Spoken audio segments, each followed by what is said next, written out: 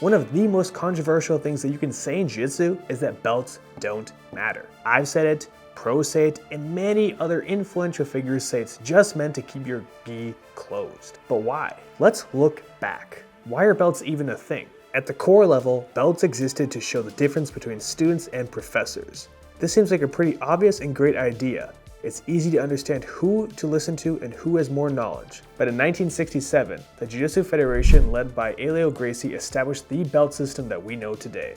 White, blue, purple, brown, and black. This standardized the belt ranks and it made it easy for everybody to understand. And the purpose for each belt, other than clarity, was set by the foundation as well, which include recognition of skill and knowledge, motivation and goal setting, and for structure and hierarchy. But a lot has changed since 1967 and the big picture on belts isn't quite the same. Let's dig in to see why people say belts don't matter and if they're all wrong. I mentioned that belts are made so that it could be standardized. All gyms use the same systems. But in an ironic turn of events, the standardization ends there. Have you rolled with a blue belt in an open mat and you either thought, wow, that guy is sandbagging, or maybe you thought, that guy totally doesn't deserve his belt. This is inevitable. You can't have everybody at a certain belt and also expect them to all be at the same level. There's variance in everything, but with so many gyms having their own philosophy and when people should be promoted, the variance is starting to become the norm. Let's look at one of the GOATs, Marcelo Garcia. If this guy is teaching you and he promotes you to a blue belt, there's an extremely high chance that you are way better than every other blue belt. He takes a more rigorous approach to promoting people and making sure they have all the fundamentals needed to move on to the next level. But Billy down the street that just got his blue belt, who knows how his coach is grading him?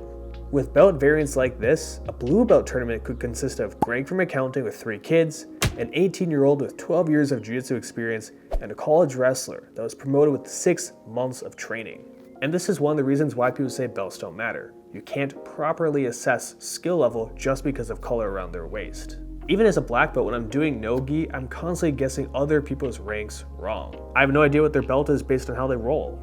So if I can't do it, I can't even imagine how people of lower ranks are going to be doing it and guessing their skill levels. Now, while standardization may be an issue, there's a darker side of it as well. Commercialization. Let's face it, there's only one way to keep the lights on at your gym. Money. Professors are well aware that belts help retain students. At my old gym, I specifically remember that if you could complete your first 6 weeks, you're automatically rewarded a stripe. This is to incentivize you to keep going, and I have to say, it's an effective process, but it hurts the belt system in the long run. And I don't entirely fault gym owners for this. Jiu-Jitsu is extremely niche, and they take on all the risks of a business where people already have this mythical affection to the belt. So why not use it to your advantage? Because nobody else is going to train if the gym can't stay open. But where I do place the blame is how belts can be done. Belt testing costing $100+ per student, stripes costing $30, and even adding belts? Gym testing already has a huge stigma because like we mentioned earlier, there's no standardization to the belts. But adding a fee on top of that, that's so much worse. And while you could argue it's needed to keep the business going, what really boggles my mind are gyms that add belts to the 5 already established. Some gyms have intermediary belts for intermediary belts. Green belts, gray belts, white belts with a black stripe in the middle. These are belts that were common in the kids system, but they're getting added to the adult system today. They say it's meant for skill recognition, retention, motivating you to go to the next belt, but let's be honest here, it's a cash grab that's completely watering down the belt system altogether and making it look more like a joke. Thankfully, this is not the norm. If you go drop in a different place, you're probably not going to see these goofy looking belts on adults. With some gyms adding belts to the system and we're already having a predefined purpose for the belts, this creates another issue of having overemphasis on the belt. It's impossible to do jiu-jitsu without going through a phase, questioning your rank, other people's ranks, and putting way too much emphasis on the belts. Speaking of overemphasis on the belts, this is my personal story about it and how I fell into this trap. Back when I was a brown belt, it was super important to me that I got promoted to black belt before all the other brown belts. But I had a terrible turn of events where I tore my shoulder. Normally when this happens, you get surgery to fix it. But I had it in my head that nobody could get ahead of me. So I kept training and training and training until I got promoted. 2 years later. In my mind, I was thinking, this is the last belt. If I get it before all these other brown belts, guess what? They never get to stand in front of me in the line. Talk about ego and overemphasis.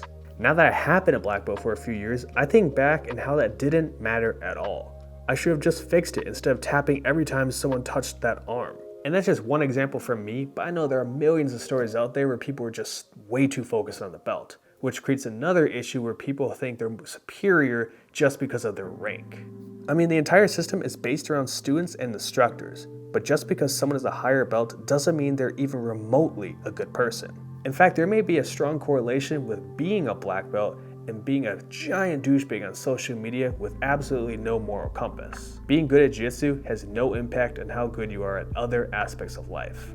But before we move on to the next point, do you need stylish gear? Then you need to go to Xmartial.com so you can get a shirt of cats Kimoring each other.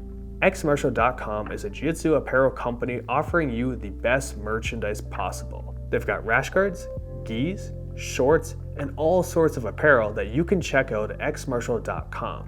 If you want to look like an anime nerd, they've got you covered. If you want to wear a rash guard that's a little bit more serious, they have that too. But the only way you're going to experience all of their great gear is if you go to Xmartial.com and use promo code Tyler10.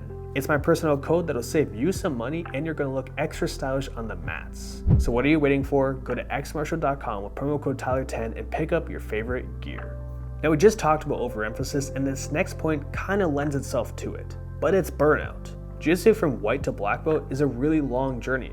On average, it takes like 10 years. For 99% of people, it's very difficult to start Jiu-Jitsu on day one and dedicate 10 plus years of their life to it. However, most people don't see the big picture and instead hyper-focus on the next belt, which leads to the biggest issue of burnout. Now it's kind of ironic because coaches use belts as a technique to retain students, but it also is going to cause them to burn out if they focus too much on the belts. Thankfully, this is easy to manage. Just don't hyper-focus on the belts. Instead, make it about those stripes.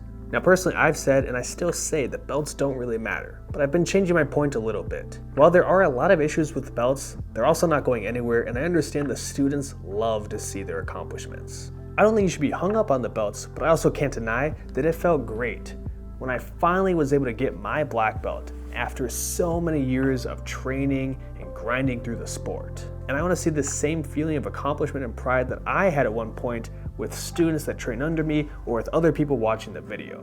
So even though I think that belts have way too much emphasis in the sport, we can change that, and we can also appreciate the belts that we have today.